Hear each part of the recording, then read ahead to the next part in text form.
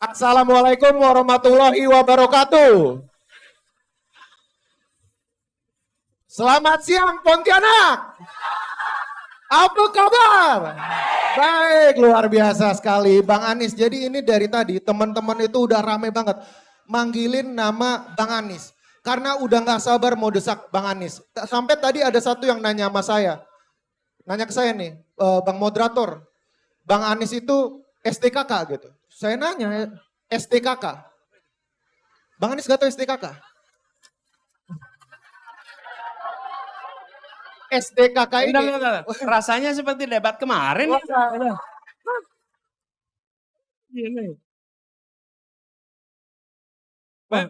Justru Bang Anies, Justru makanya itu. saya pertanyakan. Saya emang tujuannya mau menjebak.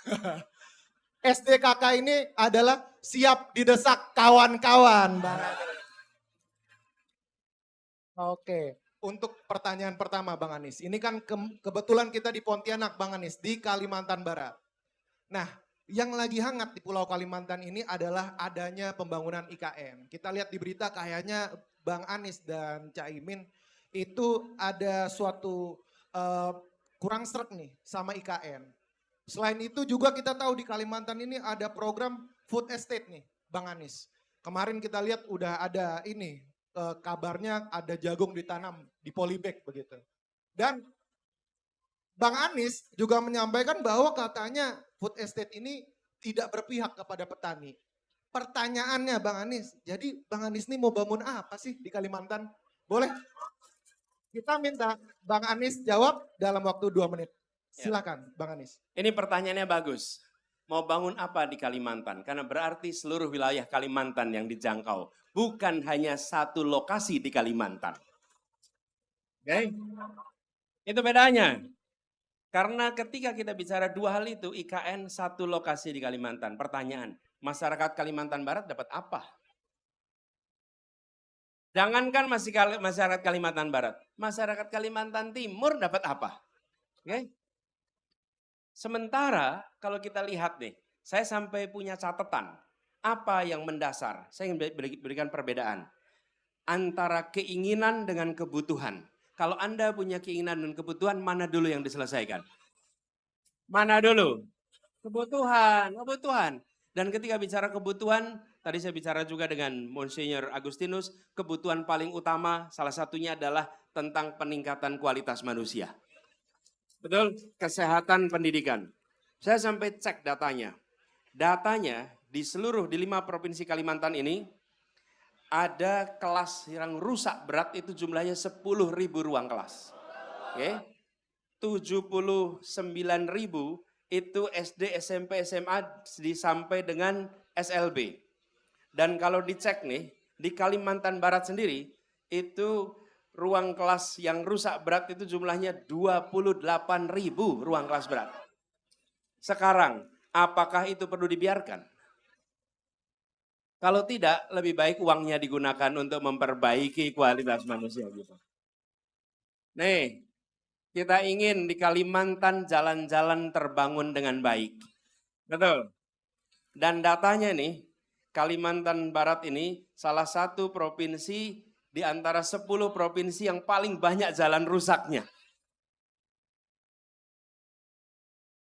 Yang jalan rusak di Kalimantan Barat ini jumlahnya berapa? 3.700 km jalan rusak. Oke? Haruskah itu dibiarkan? Gunakan dananya untuk perbaiki jalan-jalan rusak di sini.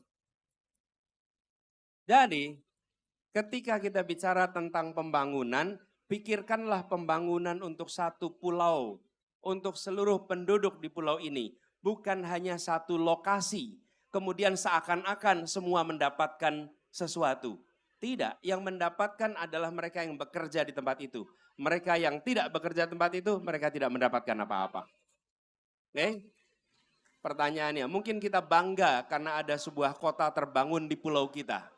Akankah kebanggaan itu mengubah nasib kita? Bereskan kebutuhan dasar, bereskan hal-hal yang memang fundamental, dari situ Kalimantan akan maju, rakyatnya akan sejahtera. Saya jawab singkat aja soal food estate ini. Teman-teman sekalian, kami lebih mendorong bukan food estate, tapi jaminan pembelian panen. Atau disebut dengan kontrak farming. Apa itu? Petani menanam, merawat sampai panen, dan kita berkontrak untuk membeli hasil panen mereka selama 5 tahun. Oke? Jadi petani-petani itu ketika menanam tenang. Kenapa? Karena dia tahu nanti harga jualnya dan ada ambang bawah dan ambang atas batasnya. Dan itulah yang disebut sebagai kontrak farming. Kalau kita gunakan seperti food estate, apa yang terjadi? Dana itu dialokasikan untuk korporasi, membuka lahan baru, mereka menanam baru, dan apa yang terjadi? Petani kita yang sudah bergenerasi tidak mendapatkan faedahnya, tidak dapat manfaat. Plus potensi kerusakan lingkungannya besar. Karena itulah kita merasa ini adalah kebijakan yang tidak berpihak pada rakyat kebanyakan. Itu yang harus digeser. Makasih. Baik, terima kasih Bang Anies untuk jawabannya. Oke, kita lanjut ke pertanyaan kedua Bang Anies. Ini tentang kebakaran hutan dan lahan. Jadi kita mau ngomongin data dulu nih Bang Anies. Dari Januari sampai Agustus 2023, itu kebakaran hutan dan lahan, Karhutla, itu mencapai lebih dari 108.000 hektar gitu di Kalimantan Barat. Ini kurang lebih Bang Anies, kalau di Jakarta itu bisa mencapai 1.360 kali lipatnya wilayah Monas gitu. Kebakaran hutan di wilayah Kalimantan Barat. Nah, gimana tanggapan dari Bang Anies dan kira-kira apa sih yang harus kita lakuin untuk mengatasi permasalahan Karhutla ini? Silakan Bang Anies, 2 menit. Ini ya tadi saya baca datanya itu. Ini pertanyaan dari internet ya, teman-teman ResortMed yang mengumpulkan. Ya, jadi pertanyaannya. Pertanyaan dari masyarakat. Oke, gini. Ketika kita bicara kebakaran, hampir selalu bicaranya pemadaman. Sesungguhnya yang kita harus kerjakan selain pemadaman, di antara periode itu adalah pencegahan. Cuman memang pencegahan itu tidak heroik. Yang heroik itu pemadaman. Padahal pencegahan itu yang menurut saya lebih penting. Jadi identifikasi siapa-siapa saja stakeholder yang paling banyak beroperasi di kawasan itu. Libatkan mereka.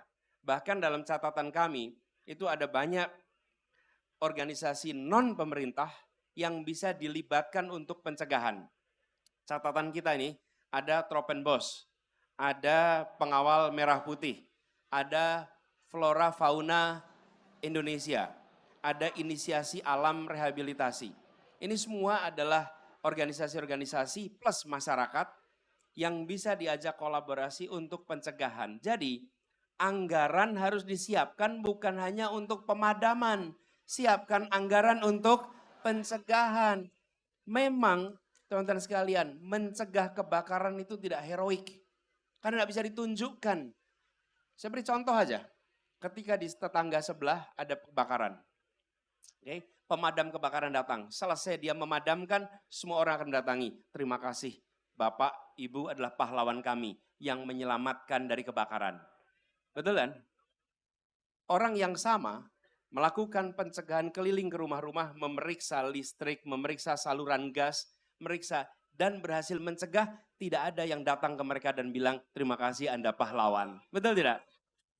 Nah, sekarang sudah saatnya diubah.